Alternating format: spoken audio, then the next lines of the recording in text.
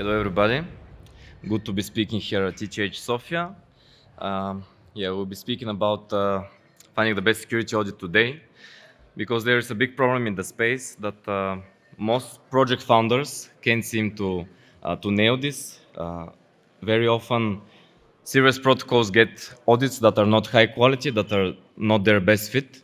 So there is a problem to solve here. First, just an introduction about myself. Currently the founder of Pashov Audit Group, which is a security company. We do team audits for all kinds of DeFi infrastructural protocols, mostly smart contracts. I also have some experience as a Web2 and Web3 developer for 4 or 5 years at various companies. And I also do some angel investing on the side. So as I said, the big problem is that project founders can't seem to, just really don't know how to get a high quality audit, a good one that fits all their needs. Let me ask you something. How many people here are actually security auditors? Can you raise your hand? Okay, lots of security auditors. And how many people here are decision makers in their company and have been looking for audits in the past? Please raise your hand. Okay, a few, some, okay. So you have been through this process of choosing an audit provider. You have probably asked yourself many questions, like how to get a good one. Currently, the most common approach is just to ask around. Ask some friends, ask other protocol founders who they have worked with and how good of a service they have gotten, which is good. Usually this is the best way to put as little effort as possible and get a good audit. Because if some company did a good audit last time with your friends, with your fellow founders, probably next audit they do will also be good. This is a good bet, but it's not the best one. You can do much better than this. So here I list some qualities of a good audit. First, of course, it needs to fit your timeline, because there are many great companies that they can give you a quote, they can tell you our audit costs this much, we are the best at auditing, but if they cannot start when you need them, let's say a week from now or tomorrow, it wouldn't be a fit. So of course they need to fit your timeline. This is very important. Then you continue with the budget, of course. They need to fit the budget that you have. If they want you to pay $100,000, but you only have $20,000 to spend, this wouldn't be possible. Of course, you would like good communication in your audit, because this is a good thing. This is not the absolute must-have, but it's great when you have good communication. You know, auditors are into the audit. They are actually doing the work. They are starting to understand the protocol. You can even see some auditors get very, very deep into the protocol itself and even start understanding it better than the developers themselves. So this is a very good sign that you are getting a good understanding of the auditors, and usually a good audit. And of course, I wrote here high quality, because the overall quality of the audit, which means the actual findings, how good they are, how many findings were discovered through the audit, and how many were missed potentially. This is the most important thing in an audit. So for this specific thing, the quality itself, this is my solution. This is the things I believe that are the most important ones. And we should start with team transparency, in my opinion. Very often, and in the example I gave, where most people get another fellow founder to recommend a security auditing company to them, they just ask, for example, is company X good? They say yes, they did a great audit for us. This is good. This is good for a start, but you never know if the auditors, the people who are actually doing the work, will be the same people, and if they have experience exactly in your own in the type of protocol that you are building, which is much more important than another team from this company doing a good job. So it's very important that you have team transparency, that you know the size of the team. This is crucial, because a team size of 2 is very different than a team size of 4, of course. It makes a difference. And you also need to know who are the actual auditors. When you know who are the actual auditors, you get to the next point, which is the auditor's experience. Auditor's experience makes a very big difference. A person who has been auditing for 6 months will do a much different job than a person who has been auditing for 2 years or 3 years. especially the background with the protocols that the person has audited. This makes a huge difference. If you are building a new AMM and the person has been auditing only lending protocols, he's an expert in bridges and lending protocols, this helps a lot. He's still a DeFi smart contract security expert, but he wouldn't be so experienced in AMMs, which is what you're building and which is the person you need. So this is very important. As I said, you need to know the team size, you need to know who the auditors are, and you need to know their experience. Nowadays, in 2024, a lot of auditors, especially people who are doing auditing independently or part of teams as freelancers, they have profiles on different security contest platforms like Code Arena, Sharewalk, Cantina, CodeHawks, and some others, Heads Finance.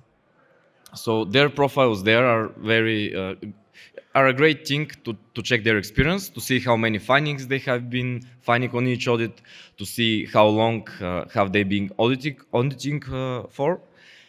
And of course, you can see if they have won security contests, if they have been doing much better than other auditors, if they're just special auditors, because you need the best ones on your team that your budget can provide, of course. And the third thing that matters so much is incentives. So even if you get a great auditor who has, let's say, 6 years of experience in security auditing, it is very likely that this person has been doing it for so long that he's not crazy motivated to do it. The work is not that interesting to him. So you really need to know that he's incentivized well, because crypto runs on economic incentives right now. This is the most important thing, and it has proven to be working. So you need to know that the auditors are incentivized well. As you know, in security contest platforms, auditors are not getting paid with a base pay, which is predefined before the audit. So not all of them are fully incentivized to work full-time every day on your protocol, but still there is the incentive that if not many people actually work on this audit, if you are a guy who does full-time on the audit and you put all your effort into it, you can win a big part of the contest pot. You can win a big prize, so you can make $20,000 or $30,000 doing maybe a week of work, which is a great incentive. With team audits, for example, or with company audits, you know that people are incentivized so that they will be getting paid in a base pay, let's say a predefined a few $1,000s per week, let's say. But sometimes they get bonuses, or they will get to do more work in this company, which is very important for auditors. So you really need to understand the incentives behind it, and to be certain that the people are motivated enough to do a great job on the audit. So here I listed a few options, basically, that you have as a protocol right now to do when it comes to audits, which is the pre-deployment part of your security process. You can start with solo audits, which were very trending last year. This year, not so much, but I still believe it's a great service because you have team transparency. It's just a single person, which is the least attractive part. It's only one person, but you know who it is. You can choose him yourself or her. You can choose the auditor yourself, and you can check the experience of this person, which is very, very important, as I said. You know the incentive is good because if they do a good job, they will continue doing more audits. You recommend them to other people, and you will probably return for another audit. So they have a good incentive to do a great job, especially if they have been doing it for a while and have a brand to protect. This is very important. So I feel like solo audits are a great option for lower budget protocols, but still it wouldn't be the best because team audits can be the same thing, just without the downside of a single person auditing you. You can have 3, 4, 2, or even more auditors, whichever number. You have a lot of options with this. There are so many teams that have started doing audits. Just if you go on Twitter, you'll certainly see some Twitter spam with regards to people doing promotions on their company or whatever. But you have a lot of options, and a lot of great auditors are doing this. So this is great. Team audits are not only the smaller companies from people who themselves are auditing, but also the big companies, the traditional ones. So they are also great options. But again, you have to do walk the extra mile with your due diligence to check the team size and to check people who are auditing you and their experience. This makes all of the difference in an audit. And of course, you have security contests where it's a little bit different. Basically, you have no guarantee that great people will be auditing you, unless it's a platform that guarantees some people being pre-booked, which some do. But yeah, here it's more risky. You can have no participation in a security contest, but if you look at the history, all security contests have done pretty well. Not many hacks after security audits from, let's say, Coder or Sherlock, or the other ones. So basically, it's a good bet, but still, you cannot be certain about the team transparency because there is usually not a booked team with this. And here is our approach to this. This is my company, Pashov Audit Group. We have done, I think, 100 audits for the past 11, 12 months. So we have been doing a lot of work. We have been deep in the trenches with this. And we want to do our best quality service for all of our clients. For the timeline, we have a lot of elasticity with our team because we don't have really full-time employees when it comes to auditors. We only work with freelancers, and we can hire on the go. We can do this very fast. We work with around 30 auditors and are hiring even more. So when it comes to timeline, usually we can start very fast. We can start in 24 hours, 48 hours, or if you want, in a month. We are usually very flexible with this. This is what a company should strive for if they want to be flexible enough to work with any client. Because very often, clients come and ask for an audit to start today or tomorrow. So this is very important. When it comes to budgeting, this is, of course, usually the most important question companies ask, which is, it's a pity because a lot of projects do not really put time and effort and due diligence into choosing their auditing team. They are just comparing when it comes to budget, which is kind of fine. Of course, if you have, as I said, $20,000 budget, you cannot do a $100,000 audit, but still you can do the best for your money. So you have to do the due diligence when it comes to the team. Yeah, when it comes to budget, we are doing the normal prices of high quality auditing companies. It's not too special, but of course, anybody can ask and compare. This is a good approach. When it comes to the team, we usually, because we know good protocols, they will do their due diligence. They will follow the advice from this talk, and they will check the team. So we have gathered a lot of great auditors from Coder, from Sherlock, from all the contest platforms, or from big security companies that want to do some auditing on the site. And we have hired them, basically looking through their past experience, looking through the protocols they have audited. This way we can make a great fit when there is a new client. As I said, let's say a lending protocol comes in and asks for an audit. We can get people with great experience in lending protocols. And this does make a great difference because a lot of teams do not put much effort into this. They just, if you want an audit to start tomorrow, they will figure it out. They will start really tomorrow, but they will get just the people who are available, which is something that you shouldn't be okay with. You should get the best fit auditors for your protocols audit, for your security. This is why it's not just the brand name that matters, but actually the people who do the actual audit. This is what truly matters. Of course, the brand name matters, but this should be secondary. And when it comes to incentives, the biggest incentive we do is that the auditors, usually when we hire, the auditors are already experienced. They have proven they always do a great job. And biggest incentive is that we have an internal leaderboard where we follow every auditor's performance on our audits.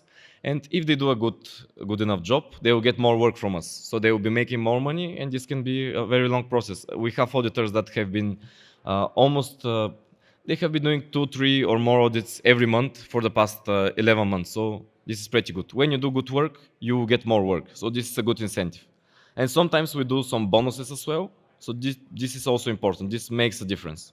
Incentives are very important. You need to know that your team is well experienced in the protocol that you are building, in securing such protocols, and that they are motivated enough. Because if you get the best person on an audit and he's not motivated, it wouldn't work. This was it. This was basically my advice. make sure to know who is auditing you and that they are very motivated. Thank you.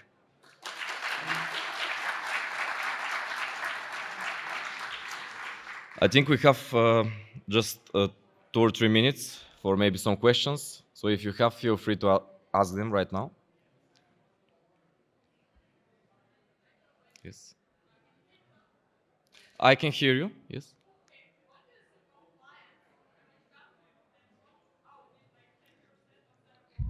No, I cannot hear you, sir. Now I can.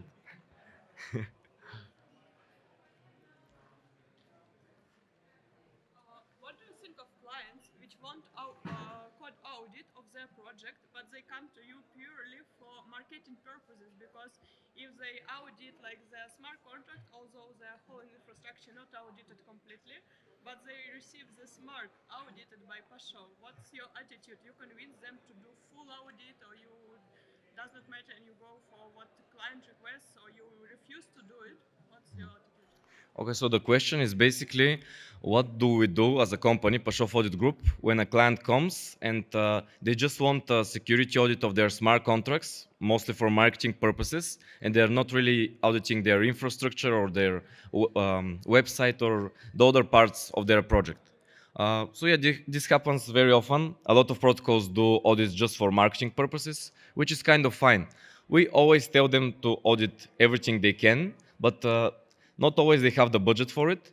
So we're working as consultants and advisors. We do our best to tell them the best way to do things. So we will say, what about your infrastructure? What about sometimes protocols even come and they have, let's say, 10 contracts in their code base, but they only want us to audit 2 of them. And I asked, why don't you audit the full scope? And they say, this is the budget we have. We cannot do more. I usually advise them to maybe raise some money or figure out some other way, and it's up to them. It's their opinion. They will still get the PDF report. They will still promote it on their website and on Twitter, which is fine. But what can I say? Users usually don't put much time into reading the audit reports anyway. So even if they just know a project has an audit report, they don't even check if what is it covering. So this is not good. You can do better as users. You can check and you can ask the project to audit more, but it's up to their decision. We just advise them to do a better job and to audit their full scope, but it doesn't always work.